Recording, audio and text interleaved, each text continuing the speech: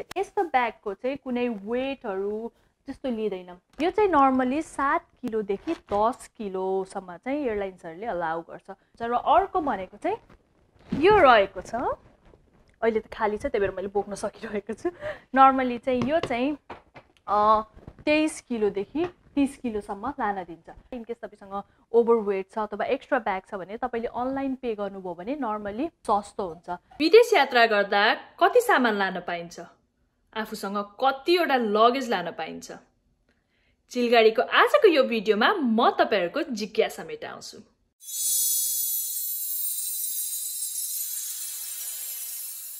नमस्ते म प्रस्मिता नर्मली चिलगाडीको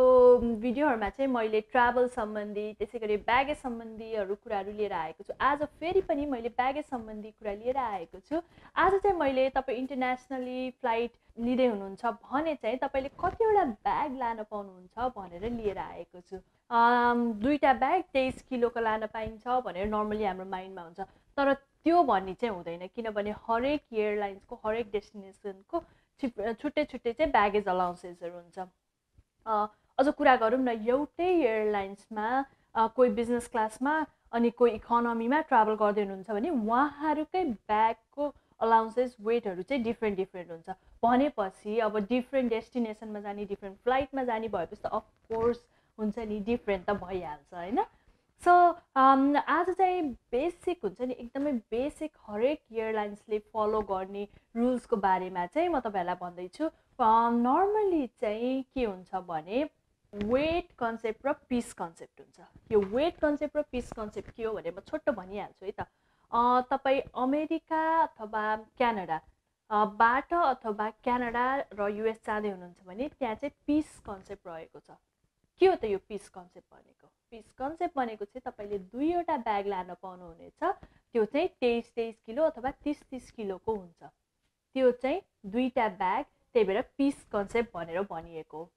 र वेट कन्सेप्ट भनेको चाहिँ के हो भने तपाईलाई यति किलो चाहिँ तैले लान पाउँछस् यति किलो मात्रै लान पाउँछ भनेर तोकिएको हुन्छ कतिवटा ब्याग कतिवटा सामान त्यो के पनि तोकिएको हुँदैन चाहे तपाईले एउटा ब्यागमा 30 किलो लानुहोस् अथवा 10 वटा ब्याग चाहिँ 30 किलो बनाएर लानुहोस् 30 किलो भनेको हरेक ब्याग टोटल 30 किलो चाहिँ 10 वटा ब्यागमा तपाईले डिभाइड गरेर हाल्नुभयो भने पनि केही पनि फरक पर्दैन त्यही भएर यो चाहिँ वेट कन्सेप्ट र पीस कन्सेप्ट भन्ने हुन्छ यो कुरा चाहिँ कहाँ खोज्न सक्नुहुन्छ कहाँ पाउन सक्नुहुन्छ भन्दाखेरि चाहिँ जब तपाईले टिकट बुक गर्नुहुन्छ नि टिकट बुक गर्दाखेरि चाहिँ तपाईको त्यहीँनिरै लेखिएको हुन्छ हैन तपाईले त्यो कुरा चाहिँ मिस गर्नुभयो भने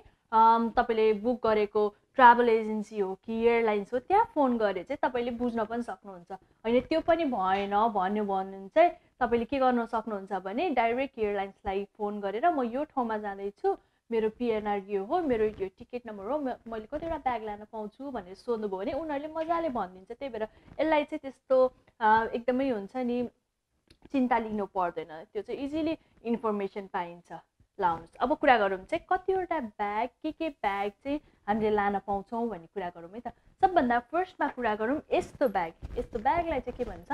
ह्यान्ड ब्याग अथवा पर्सनल आइटम भनिन्छ अथवा ब्याकप्याक भनिन्छ जुन चाहिँ हामीले पछाडी बोक्छौँ अथवा पर्स भयो हैन अनि तपाईको क्यामेरा ब्यागहरु भयो त्यस्तो ब्यागलाई चाहिँ ह्यान्ड ब्याग भनेर भनिन्छ यस्तो ब्यागको चाहिँ कुनै वेटहरु त्यस्तो लिँदैन यसमा चाहिँ तपाईले नर्मली आफ्नो पासपोर्ट राख्न सक्नुहुन्छ त्यसै गरेर डकुमेन्टहरु राख्न सक्नुहुन्छ ज्वेलरीहरु एकदम भ्यालुएबल आइटमहरु चाहिँ तपाईले यसमा राख्न सक्नुहुन्छ तर हैन यस्तो ब्याकप्याक मलाई दिन्छ भन्दैमा तपाईले यत्रो ठुलो हाइकिङ ब्याग चाहिँ लिएर नजानु होला त्यस्तो गर्नुभयो भने चाहिँ त्यसलाई चाहिँ as a carry on weight गरिन्छ र तपाईले एउटा मात्रै ब्याग लान पाउनुहुन्छ त्यही भएर यस्तो पर्सनल आइटममा चाहिँ एकदमै आफ्नो चाहिने सामानहरु चाहिँ तपाईले लिएर जान सक्नुहुन्छ र अर्को ब्याग भयो यस्तो ब्याग जुन ब्यागलाई चाहिँ क्यारी अन भन्छ क्यारी अन जुन चाहिँ तपाईले क्यारी गरेर जान सक्नुहुन्छ त्यही भएर क्यारी अन भनिन्छ यस्तो ब्याग चाहिँ तपाईले लान पाउनुहुन्छ यो चाहिँ नर्मली 7 किलोदेखि 10 किलोसम्म चाहिँ एयरलाइन्सहरुले अलाउ गर्छ त्यो पनि एयरलाइन्समा डिपेन्ड गर्छ कुन हरेक एयरलाइन्सको डिफरेन्ट रुल्स भएको भएर कुन क्लासमा चाहिँ तपाई ट्राभल गर्दै हुनुहुन्छ त्यो अनुसार फरक पर्छ तर नर्मली चाहिँ 7 किलोदेखि 10 किलोसम्म चाहिँ यस्तो ब्यागमा लान दिन्छ र यसमा चाहिँ तपाईँले नर्मली लिक्विडहरू चाहिँ धेरै लान पाउनुहुन्न, मात्रै 3 आउन्स त लान पाउनुहुन्छ र यस्तोमा चाहिँ तपाईँले हुन्छ नि तपाईँहरूको ट्रान्जिट हुनसक्छ, त्यस्तोमा फेर्नको लागि एक्स्ट्रा लुगा भयो, अनि त्यसपछि स्न्याक्सहरू, स्पेसली अहिलेको टाइममा यो कोभिडको टाइममा चाहिँ अब कतिवटा रेस्टुरेन्ट बन्द भइरहेको हुन्छ, बाहिर जान पाइँदैन खानको लागि, त्यही भएर यस्तोमा चाहिँ तपाईँले आफ्नो हुन्छ नि ड्राई फुडहरू अनि खानाहरू त्यस्तो लानुभयो भने चाहिँ सजिलो हुन्छ, त्यस्तो चाहिँ अलाउ गर्छ। त्यही भएर यस्तोमा चाहिँ एकदमै 7 देखि 10 किलो वेट रेस्ट्रिक्सन पनि हुन्छ, त्यही भएर 7 देखि 10 किलो चाहिँ तपाईँले लान सक्नुहुन्छ। र अर्को भनेको चाहिँ यो रहेको छ, अहिले त खाली छ त्यही भएर मैले बोक्न सकिरहेको छु। नर्मली चाहिँ यो चाहिँ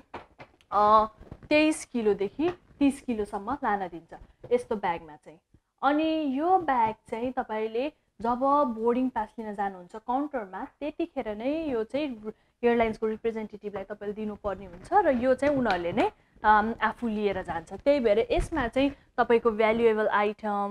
अनि त्यस्तै डकुमेन्टहरू त्यस्तो चाहिँ नराख्नु होला र सकेसम्म ल्यापटपहरू पनि यस्तोमा नराख्नु होला र 23 किलोदेखि 30 किलोसम्म लान सक्नुहुन्छ। यो मात्र भयो, त्यति मात्र होइन होइन। अनि कति चाहिँ मलाई के क्वेसन आइरहेको हुन्छ भने मैले 23 किलो मात्रै लान पाउँछु त, त्योभन्दा बेसी भयो भने मैले लान पाउँदिनँ त भन्ने जस्तो क्वेसनहरू आइरहेको हुन्छ। पक्कै पनि तपाईँले लान पाउनुहुन्छ, तर त्यसको लागि चाहिँ तपाईँले पे गर्नुपर्ने हुन्छ। यो चाहिँ सानो टिप्स, तपाईँले पे गर्नलाई चाहिँ काउन्टरमै गएर पे गर्छु भनेर वेट नगर्नु होला। इनकेस तपाईँसँग ओभर वेट छ अथवा एक्स्ट्रा ब्याग छ भने तपाईँले अनलाइन पे गर्नुभयो भने नर्मली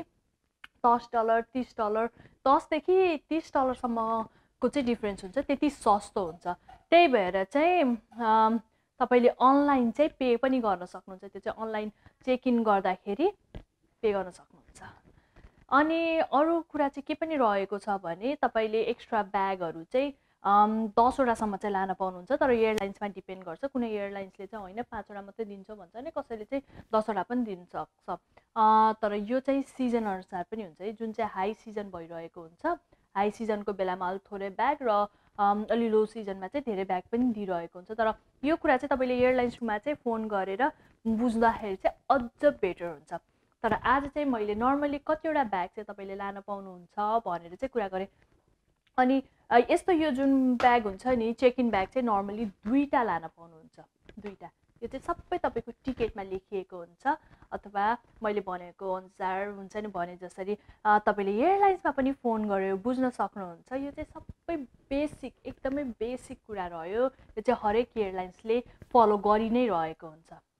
सो आजको भिडियोमा चाहिँ मैले तपाईँले इन्टरनेसनली फ्लाइट गर्दै हुनुहुन्छ भने चाहिँ कतिवटा ब्याग लान पाउनुहुन्छ र कस्तो कस्तो खालको ब्याग हुन्छ भन्ने कुरा चाहिँ गरेँ। अर्को भिडियोमा म तपाईँहरूलाई यो ब्यागहरूमा चाहिँ के कुराहरू तपाईँले लान पाउनुहुन्छ र के कुराहरू लान पाउनुहुन्न भनेर चाहिँ अर्को भिडियो लिएर आउँछु। त्यसको लागि त्यो भिडियो नछुटाउनको लागि चाहिँ प्लिज चिलगाडी च्यानललाई सब्सक्राइब गरिदिनु होला र साइडमा रहेको बेल आइकनलाई पनि थिचिदिनु होला ताकि तपाईँले त्यो भिडियो मिस नगर्नु होला।